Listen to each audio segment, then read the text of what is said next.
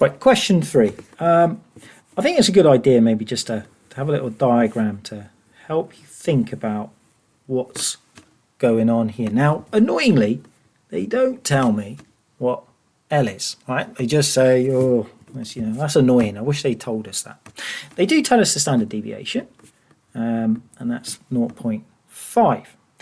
Now, they also tell us, so what we're actually interested in is we want to know strips of length either, so less than 49, greater than 50.75 cannot be used. So final probability that a random chosen strip of metal can be used. So what we're actually interested in here is we're going to, if we could work out the ones that can be used, so that's from 49 up to 50.75, we're going to do one take away that. Now at the moment I can't do this. If I knew what this was, I could do this really easily. Right? I'd have the parameters and then I can just enter that into my calculator. I know the lower limit, I know the upper limit, right? Bang, it's easy. As long as I know what I'm doing on my calculator. So I've got to work out. So the question is really, what's this? Right? So what's the mean of these lengths here? So how are we going to do that? Right, okay. Well, it does tell me, given that 2.5% of cut lengths exceed 50.95.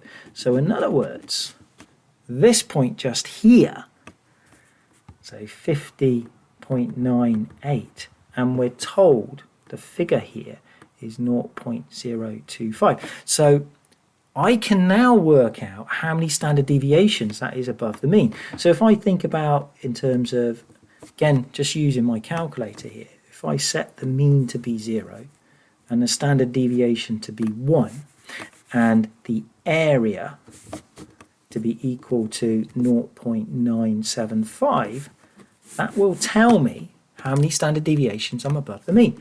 How many standard deviations am I above the mean? Right, that will give me 1.96, all right? Use your calculator to go and do that. So, all right then.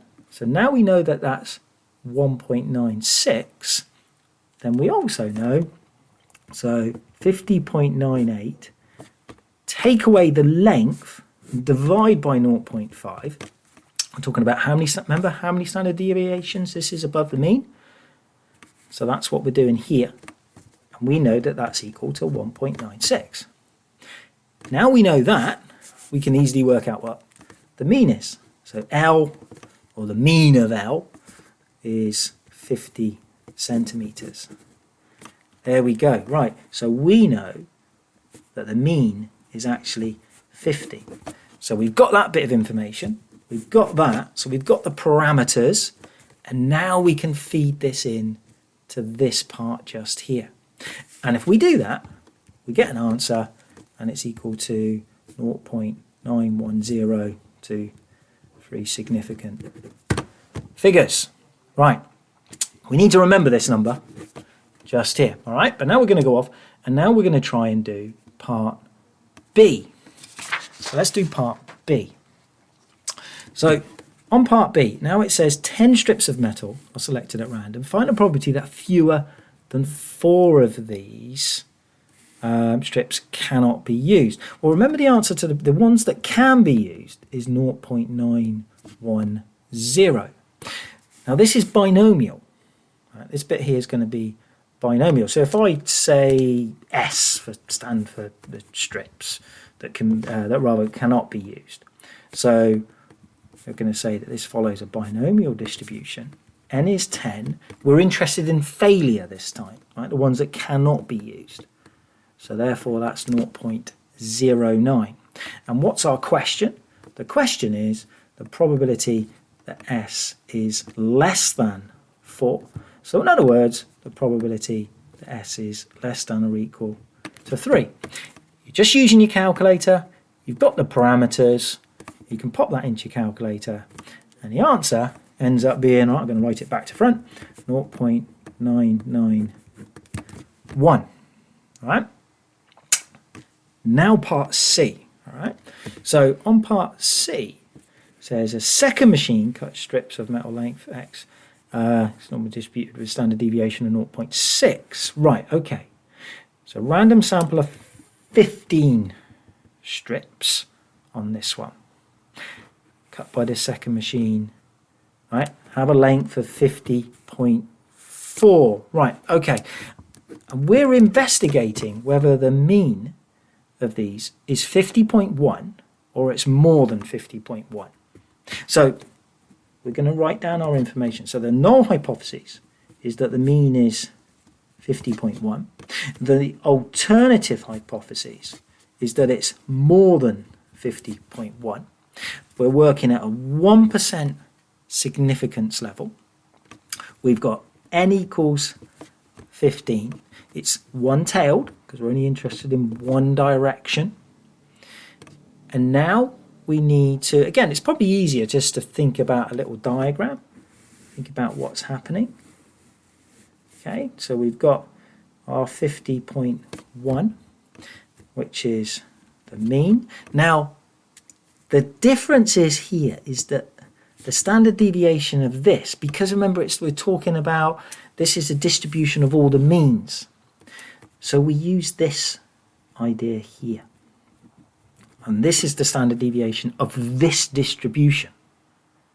So we've got, so that would be 0.6 over, so 0.6 over root 15. So whatever that is. So our parameters of this are these figures just here.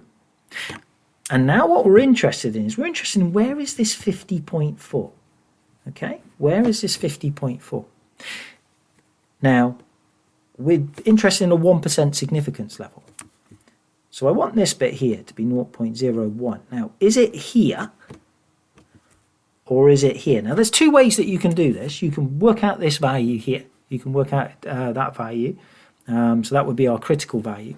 Or another way of doing it, maybe slightly easier, is just to think to yourself, well, okay, so what is the probability that X, or it doesn't matter what letter we put down there, but if I just say, what's the probability that that's more than 50.4? I've got the parameters, okay, just feed those values into your calculator. And if you do that, you end up getting 0.0264. Now 0.0264 is slightly to the left, it's in this region, so it's not unusual.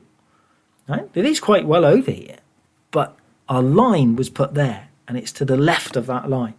So we can say, so as 0.0264 is more than our significance level of 1%, is therefore there's not enough evidence